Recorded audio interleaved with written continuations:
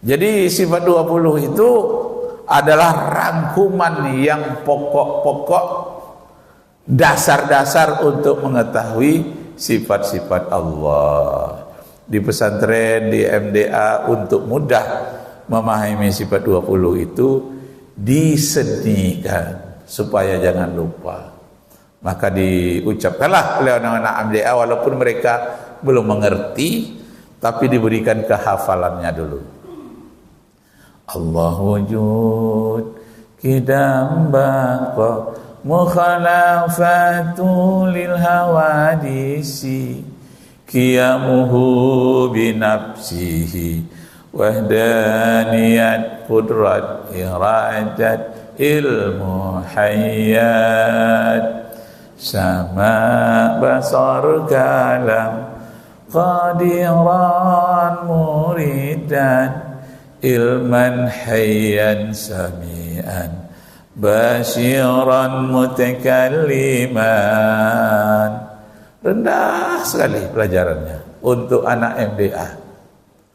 Tetapi setelah saya kuliah di S3 di program doktor, adalah dosen dari Belanda, namanya Karel Setanbrink. Setan pula namanya. Pak Setan udah masuk belum? Kawan-kawannya dari Tapanuli banyak yang S2-nya di Mesir. Jadi untuk ambil S3 sama dengan saya S2-nya sini saja, dia dari Mesir. Jadi orang Tapanuli ini nyebut Stan itu gak susah. Stanbrink disebutnya Setanbrink. Sebetulnya Stan, Karel Stanbrink, ketua misionaris untuk Asia Tenggara, orang Belanda, mirip dengan Snok Okrani. Saya pun heran juga, kok Universitas Islam kok mengambil dosennya dari luar negeri, orang Katolik pula, misionaris lagi. Mengapa begini? Barulah dia terangkan rupanya kajian sifat 20 itu sangat tinggi falsafahnya dalam kajian orang-orang para doktor di Belanda. Karena dia profesor doktor dari Belanda. Fasih bahasa Indonesianya. Fasih. Yang selalu teringat oleh saya ucapan bahasa Indonesianya itu bahasa Indonesianya yang lama-lama dulu. Umpamanya tiba-tiba itu selalu dia sebut dengan sekonyong-konyong. Itu sering dia ucapkan, sekonyong-konyong. Sampai kawan-kawan kadang-kadang dirubahnya nama bapak tuh, bapak sekonyong-konyong. Udah masuk bapak sekonyong-konyong. Kita tahu tuh, ngerti kan sekonyong-konyong tiba-tiba. Tapi jarang kita mengucapkan. Yang dalam kamus yang tua dulu ada. Itu yang dipelajarinya rupanya meresap ke dalam bahasa Indonesia yang dia pelajari di Belanda. Dan sekarang banyak orang ngambil doktor jurusan bahasa Indonesia itu ke Belanda. Karena arsip-arsip bahasa Indonesia kuno dulu itu lengkap di Belanda. Melayu Siak itu lengkap arsipnya itu di Belanda. Melayu Pasir dengan kerajaan apa di sana itu Tembusai. Lengkap di Indonesia nggak lengkap itu, sedikit ya, di Belanda lengkap sekali. Kenapa? 350 tahun Belanda menjajah Indonesia, ya Allah. Nah, jadi memahami sifat 20 ini oleh dokter yang dari Belanda itu, dia katanya kemungkinan dia nanti akan murtad dari agamanya, kemungkinan dia akan masuk Islam. Kenapa? Karena sifat 20 itu ada 7 sifat katanya yang dalam filsafat itu tak terbantah. Dalam filsafat modern yang dia pelajari, karena dia lulusan dari Harvard University. Di mana Harvard itu? Kanada. Harvard University itu milik orang Yahudi. Banyak orang Indonesia kuliahnya gratis di sana, termasuk Harun Nasution, termasuk Nur Khalis Masjid, bukan masjid ya, Majid. Nurholis Majid. Pulang dia jadi sekuler dia. Pulang, termasuk sekarang Musdah Mulia yang menganjurkan ini LGBT. Dosen UIN lagi. Ya Allah, saya sebagai alumni UIN ikut merasa tersinggung gitu ya. Walaupun UIN-nya beda, dia UIN Jakarta, saya UIN sini saja. Tapi tersinggung dengan sikapnya yang membolehkan LGBT. Ya Allah. Ada di mana itu? Dari Harvard University, McGill University, Kanada, Toronto, Kanada. Nah, baiklah, bin Rahmat, di mana dia tertariknya dengan sifat 20? Yang pertama ada di dalam filsafat yang paling tinggi, itu ada namanya prima causa. Nah, ternyata prima causa itulah dinyanyikan oleh anak-anak. Itulah sifat wujud itu. Prima causa, penyebab yang paling pertama terjadinya alam semesta, itulah Allah Subhanahu wa taala.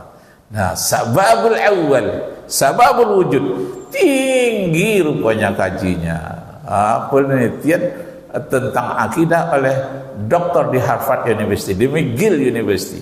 Itu dipelajarinya. Akhirnya dia kemungkinan katanya, setelah saya kaji, saya akan masuk Islam. Bahkan kepada anak-anak saya yang Katolik katanya, sudah saya perkenalkan Islam.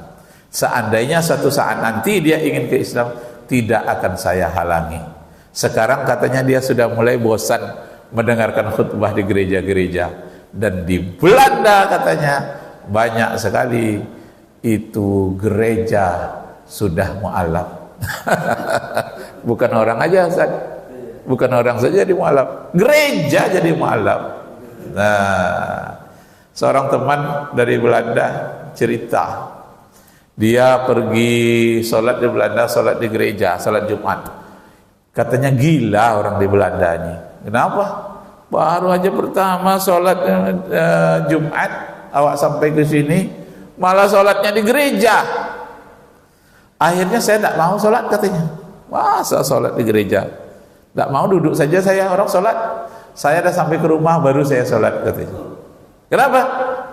Ditanya oleh teman-temannya, Ustaz ini kenapa ini enggak apa? Bapak kenapa enggak ikut sholat Jumat tadi itu? Gila kalian ini katanya. Kenapa? Masa sholat Jumat di gereja? Enggak mau aku katanya. Saya baru pertama ke Belanda ini. Diterangkan oleh kawan-kawannya, dipegang tangannya. Sahabatku, iya. Itu tadi itu bukan gereja, itu masjid. Jelas kok ada palang salibnya di situ.